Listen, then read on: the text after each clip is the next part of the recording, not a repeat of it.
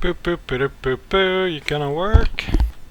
Alrighty, Zai here. I'm going to bring you a tutorial of StarCraft for a new person who has never seen this game before. Just the real quick basics. This is BattleNet. This is where you play your games. You can play 1-on-1, 2v2, 3v3, 4v4, FFA. There are 3 races to pick from, which I will get into, or you can go random. And it has cool things like profile, achievements, ladder stats. You can watch all your replays. Pretty cool stuff. Pretty simple to operate. Not a bad online system. So I'm going to do a 1v1 game. I'm going to search random. Terran are basically your space Australians. A bunch of convicts got shipped away from Earth hundreds and hundreds of years ago. They landed on these planets and they rebuilt, and now just like Australia, they were really cool and actually better than Earth itself. Zerg are your little bugger dudes. They are your standard Starship Trooper critters that just overwhelm you with numbers. I will be against the Zerg this game. And Protoss are your 7-foot-tall space robots.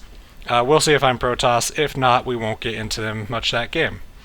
So the basis of this game is you have 2 armies. I am Terran, so I will be the Space Marine team. You have 2 armies who start out on a map. The games run anywhere from 5 minutes to an hour. Most games, at most skill levels, about 10 to 15 minutes each. So not too bad if you don't have a huge chunk of time to kill. But you start out the game, each race has their main building right here. Mine is the command center.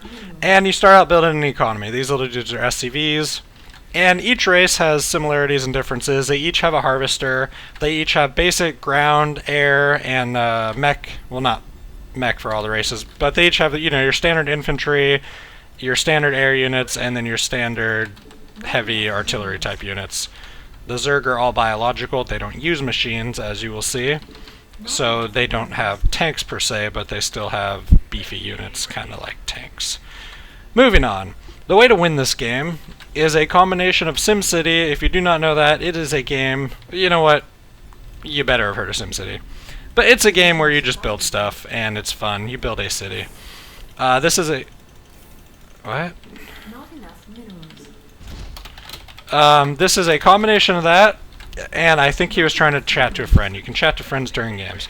This is a combination of SimCity and a war game. You see right now we're scouting each other out just like you would do in a real war.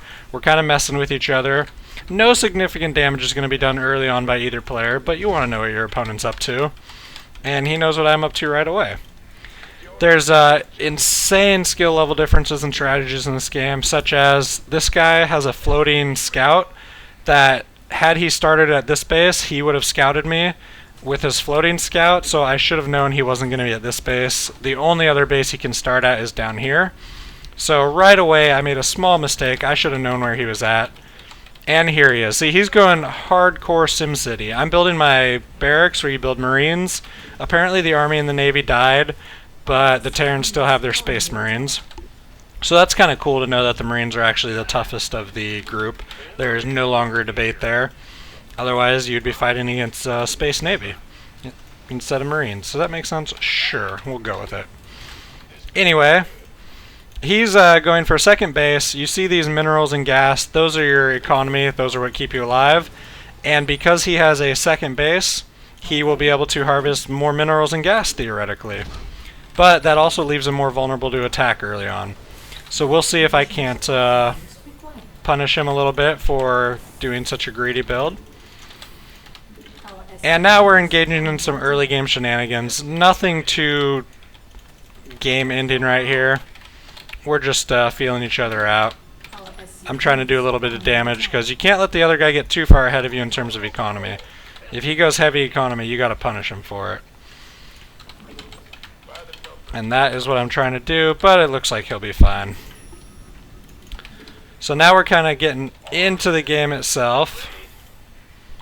And you're going to see, oh, crud. You're going to see our first engagement here. These little critters are called Zerglings. They are the basic Zerg fighting unit. And you can train tons of them, but they're not very strong.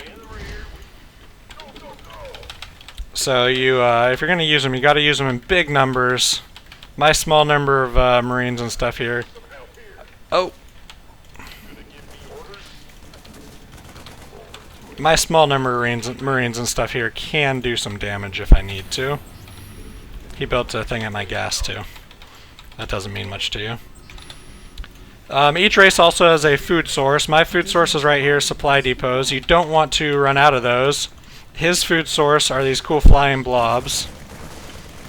Each has its advantage. The flying blobs die easier. You can't wall with them like I can. What? Oh, lost a marine. Not supposed to do that. But the flying blobs can scout, and my things can't. So, I don't know. I think it's pretty balanced between the races. I'm building my second command center here so I can get extra money. And this is kind of the game. He took this expansion, but because he has that, he can't really be doing much damage to me. He trained a bunch of units, and now they will stymie me and finish me off. But I'll get some damage done. Not too disappointed with how that worked out for me, and I'll be pumping out my next batch of units. And this is my factory. That's where you build your tanks, Thors. Everybody knows Thor. Just beastly units. So yeah, I'm switching into an army that has some of those units, and I will have some infantry. These are Hellions, not to get too into the technical parts of the game, but Hellions are really good against the Zerglings that I showed you earlier. This game, like most strategy games, has counters and such, and the Hellions are known as one of the, they call it a hard counter, for these Zerglings. So I'm going to poke out with a few of them and see if I can't do some damage.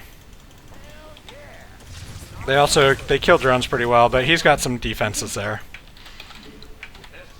Oh, you can hotkey your armies as well, something I should have been doing. Ah! Alright.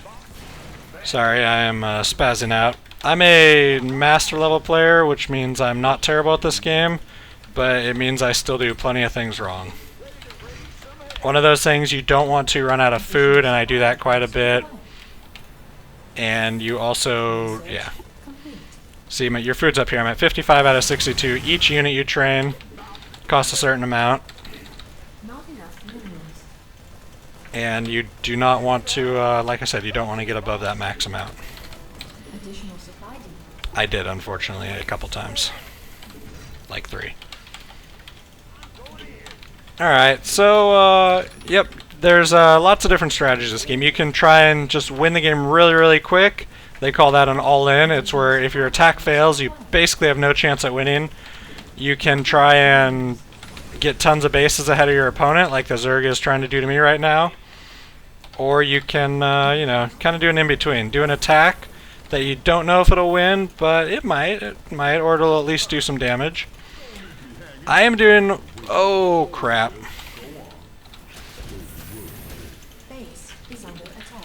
Well, we are both doing what you would call an all-in here.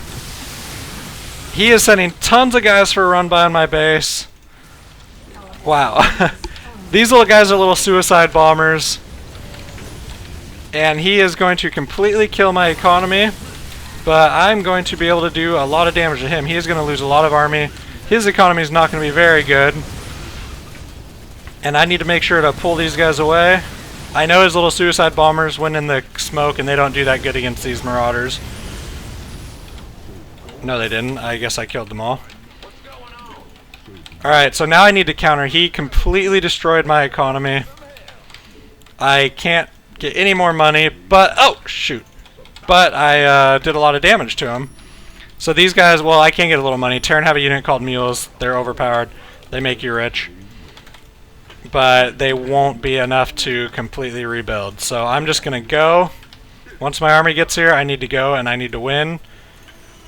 I'm getting Stimpack. What Stimpack does is it doubles the speed and attack of the infantry units, these big marauders. So I need to hope that works out for me. He's got lots of defense in his base. And I need to kill the buildings. I need to kill everything. It doesn't look like I'm going to. So he kind of caught me off out of position. I'm going to do some damage, but he's going to retrain more units. And you see all these units are training for him.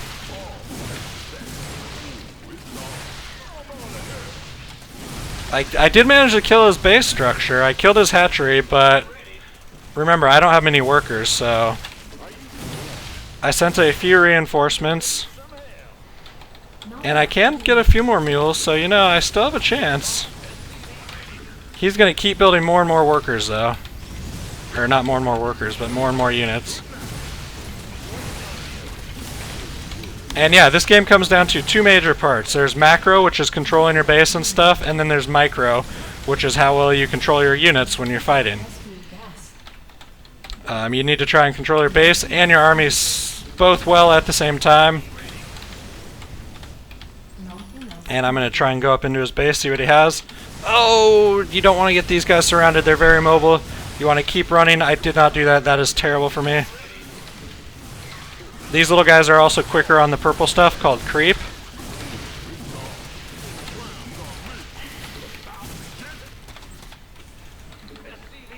Alright, so yeah, he defended that attack. I thought I had more Hellions coming. Yeah, I fell behind. I ended up with a lot of money. You don't ever want to have a lot of money. You want to keep spending it. And now I am in kind of trouble. Doesn't look like he's coming yet. So, not sure if you're able to keep up with everything that's been going on, but this is not a standard game, but this is what's so great about this game. Just when it looked like I was dead, I managed to push out, kill his base, and now I have a chance again. But who knows, maybe during all that he took the third. I seriously doubt it, but it's not completely unfeasible. Unfeasible, is that a word? Sure. It's not completely impossible? I don't know. So I'm going to try and get some gas back. These Marauders, there's your minerals, and then there's your Vespene gas over here. Marauders cost a little bit of mineral, or a little bit of gas, and I feel like I'm going to need a few more of those guys to have a chance at winning this. I'm going to poke out with Hellions. The good thing about losing your army is you won't have, well, okay, not really a good thing. You don't want to lose your army, but you won't be missing food if you lose your army like I did. So all these food buildings I got, oh crud. Oh, these are changelings. These are scouts for the Zerg. I thought they were units. Okay, he took that base. Oh, need to back up. There we go. See, off creep, the purple stuff. Hellions do very well against Zerglings because they're very fast. They do lots of splash damage. I just got surrounded. That was terrible. That is what we call bad micro. Hellions should be able to do better than that against Zerglings, but I screwed it up.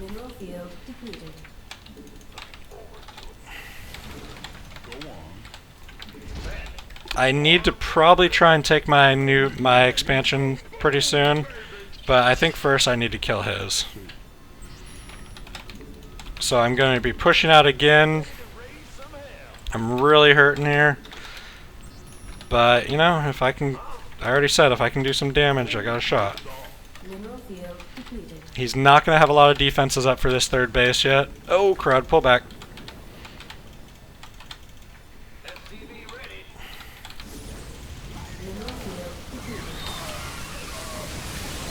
These little suicide bombers do very well against Marines. Two of my Marauders weren't with the army like I thought they were. That's gonna be the game. I am not gonna be able to build enough to attack again. Hopefully you understood what was going on. I think people intended this tutorial to be a replay, but in live games, crazy shit happens. You have to say some kind of comment to your opponent just to make him realize you respect him. And yeah, let me know if you'd like more of these, if you would like to see them as a... You know, if you would like to see me do replays or what. That's a good game, though. And just a little bit more. After the game, it shows you a cool breakdown. You see that this guy, he crushed me in the resources game, which is why he was able to just keep building more and more units, and I wasn't able to keep up. That was well done by him. I had a chance to win the game, but I didn't do it. You can see your economy, and they even throw up cool little graphs for you. Then you can check your ladder and see how you're doing. I'm 54 and 54 right now. That's the other cool thing about this game. And for people who see all this stuff going in and you're afraid to get into it, they have different leagues for different skill level players, and they match you against players of your skill level. So you see, I'm in Master, but you look at people's records, 54-54, 39-34, 99-103, 40-40, 132-132. They try and match you against people of your skill level, which is a really awesome thing. This guy, 480 games, he's one game above 500. So most of your games are close, you're against people at your level. This guy's 64-43, so he was probably in a lower league, and then he probably won enough games that they had to promote him up to Masters because he was doing so good. So you can move up and down leagues as you improve or, get worse at the game. And I really like that system. It's no fun to play a game when you're getting butchered over and over and over, and that really prevents that. So kudos to you, Blizzard. Except for this guy, he's 54-11. He's really good.